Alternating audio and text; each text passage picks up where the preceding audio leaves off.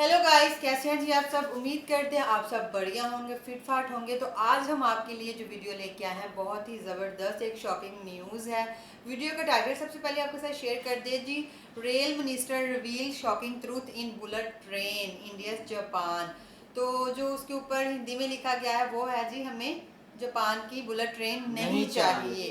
तो वीडियो काफ़ी इंटरेस्टिंग है, देखते हैं जी क्या इस वीडियो में। तो चलिए लेट्स गेट स्टार्टेड। तो जापान ने भारत से बुलेट ट्रेन की ज्यादा कीमत मांगकर कितनी बड़ी गलती कर दी।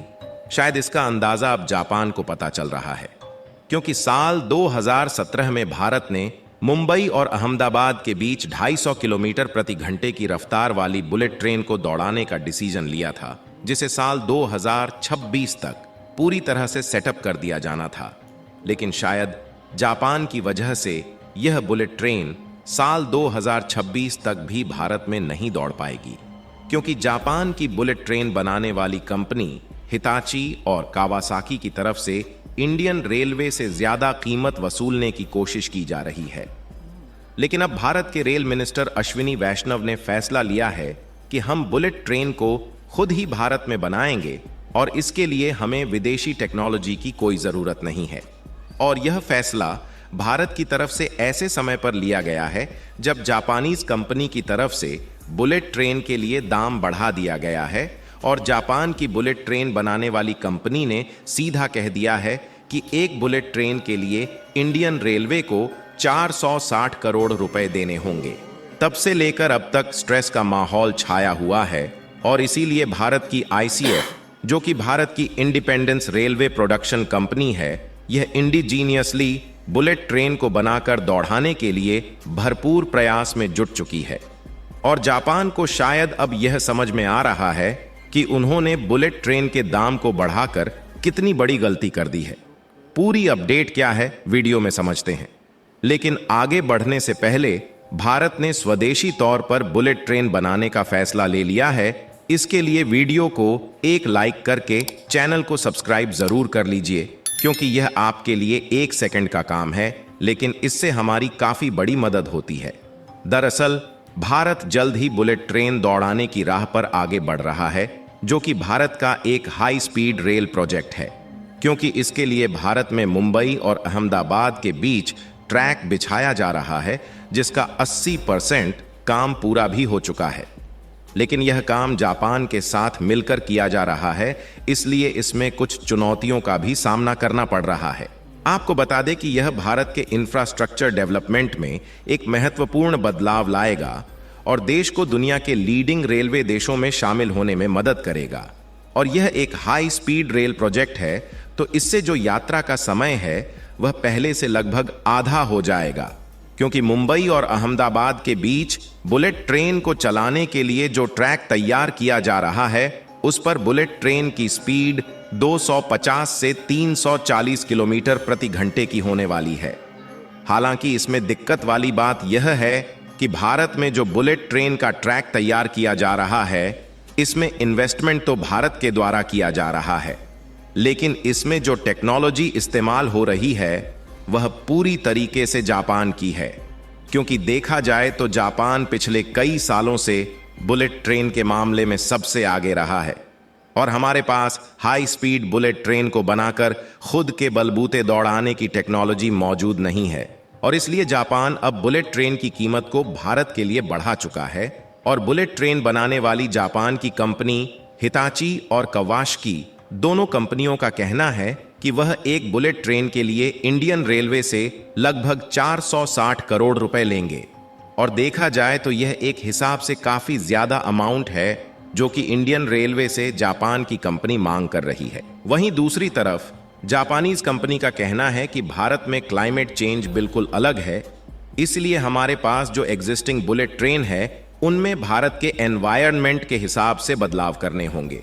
और क्योंकि यह ऑन दी सेल प्रोडक्ट नहीं है, इसलिए जापान की बुलेट ट्रेनों को प्रॉपर तरीके से भारत में दौड़ने के लिए उसमें बहुत सारे मॉडिफिकेशन करने होंगे, जैसे कि एयर कंडीशनिंग और फिर धूल को कंट्रोल करने के लिए क्या क्या किया जाना है, इन सभी को फिगर आउट करके भारत की वेदर कंडीशन के हिसाब से मॉडिफिकेशन किया जाएगा। इसलिए जापान से इंडियन रेलवे के लिए बुलेट ट्रेन लेना थोड़ा महंगा पड़ रहा है। वैसे जापान को जब इसकी कीमत बढ़ाना ही था तो जापान की बुलेट ट्रेन बनाने वाली कंपनियां भारत की आईसीएफ, जो कि इस समय इंडियन रेलवे के प्रोजेक्ट को संभाल रही है, इनके साथ मिलकर इन बुलेट ट्रेन को बना सकती थी। इससे हमारे लिए बुलेट ट्रेन थोड़ा सस्ती पड़ जाती और इन बुलेट ट्रेन को जापान की टेक्नोलॉजी पर भारत में बनाकर तैयार कर लिया जाता। लेकिन शायद जापान ऐसा करना ही नहीं चाहता। खैर, कुछ भी हो, भारत की आईसीएफ इस समय बुलेट ट्रेन को खुद डेवलप करने पर जुट चुकी है। हालांकि भारत में जो बुलेट ट्रेन बनाई जा रही है वह जापान के जैसे एडवांस और हाईटेक तो नहीं होगी, जैसे कि वैक्यूम टॉयलेट और अन्य तमाम आधुनिक फीचर्स नहीं होंगे, क्योंकि भारत जो बुलेट ट्रेन डिजाइन कर रहा है वह कॉस्ट फोकस्ड है, यानी कि इसे कम लागत में बनाने का डिसीजन लिया गया है। इसलिए यहां पर वैक्यूम टॉयलेट की बजाय बायो टॉयलेट यूज किए जाएंगे। और दूसरी खास बात यह है कि इन बुलेट ट्रेन को इस तरह से डिजाइन किया जा रहा है ताकि 50 डिग्री सेल्सियस टेम्परेचर में आसानी से सरवाइव कर सके और इसके संचालन में कोई भी दिक्कत ना हो। और आपको बता दें कि भारत के लिए बुलेट ट्रेन को डेवलप करना उतना भी ज्यादा मुश्किल भरा काम नहीं है, क्योंकि ऑलरेडी भारत में वंदे भारत एक्सप्रेस चल रही है, जो कि देखा जाए तो एक प्रकार से बुलेट ट्रेन की टेक्नोलॉजी पर ही ज्यादातर बेस्ड है।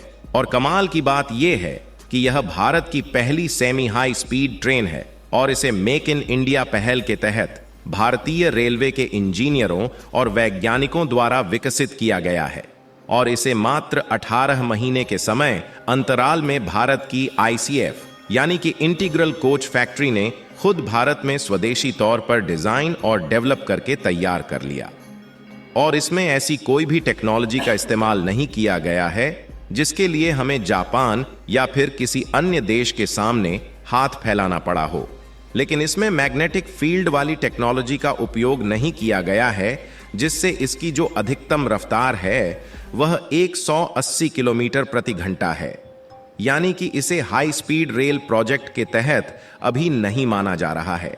और भारत की जो पहली बुलेट ट्रेन होगी उसे मुंबई और अहमदाबाद के बीच चलाया जाएगा और इसकी स्पीड 250 किलोमीटर प्रति घंटे से 340 किलोमीटर प्रति घंटे तक होने वाली है, क्योंकि इसमें मैग्नेटिक फील्ड की टेक्नोलॉजी का इस्तेमाल करके बनाया जाना है, जिससे पूरे तरीके से कंप्लीट होने में 1-2 सालों का और समय लग सकता है। और भारत इतने तक ही सीमित नहीं रहने वाला, बल्कि जल्द ही अंडर सी यानी कि समुद्र के अंदर से बुलेट ट्रेन को चलाने के लिए टनल के निर्माण का काम भी शुरू होने जा रहा है।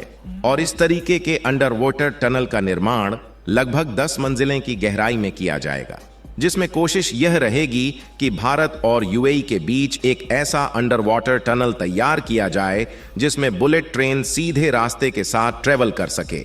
हालांकि यह इतना भी आसान नहीं है, इसलिए शायद हमें विदेशी कंपनियों की भी मदद लेनी पड़ेगी, फिर चाहे भले ही इन्वेस्टमेंट ज्यादा ही क्यों ना हो, क्योंकि इस तरीके के प्रोजेक्ट में सिक्योरिटी का भी विशेष ध्यान रखा जाना सबसे ज्यादा जरूरी है।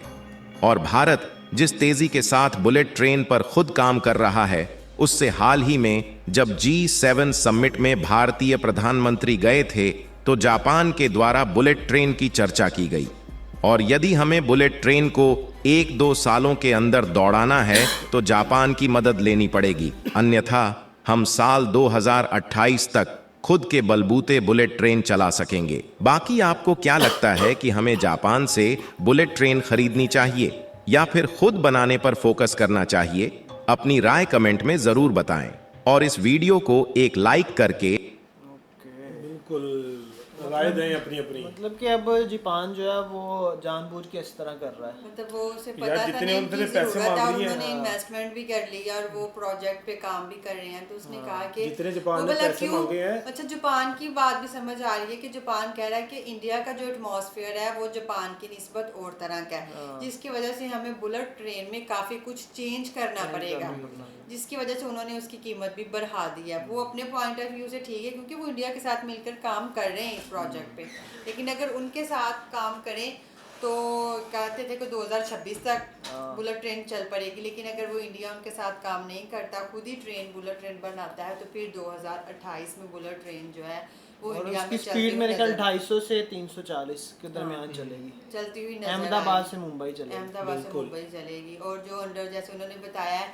कि जापान के साथ अगर हमारे इंजीनियर मिलकर काम करते हैं तो जल्दी काम हो जाएगा, लेकिन अदरवाइज अगर वो नहीं भी जापान के साथ वो देते तो फिर भी वो 1-2 साल में कंप्लीट कर लेंगे। और ये जाहिर सी सबसे बात। अच्छी बात है, क्योंकि आपने एक चीज़ परचेज करनी है, उसकी आपने मुंह मांगी कीमत देनी, और एक चीज़ आपने खुद तैयार करनी है, वो है कि उस पर आपको लागत जो है मतलब वही देनी पड़ेगी। एक्स्ट्रा जो मुनाफा जिसको हम कह सकते हैं कमीशन, वो नहीं हम देंगे। और इसी के साथ साथ वो अंडर मेट्रो का भी सोच रहे हैं। हाँ, अंडर सी जो Under sea। टनल बनेगी, अंडर सी मेट्रो वो चलेगी।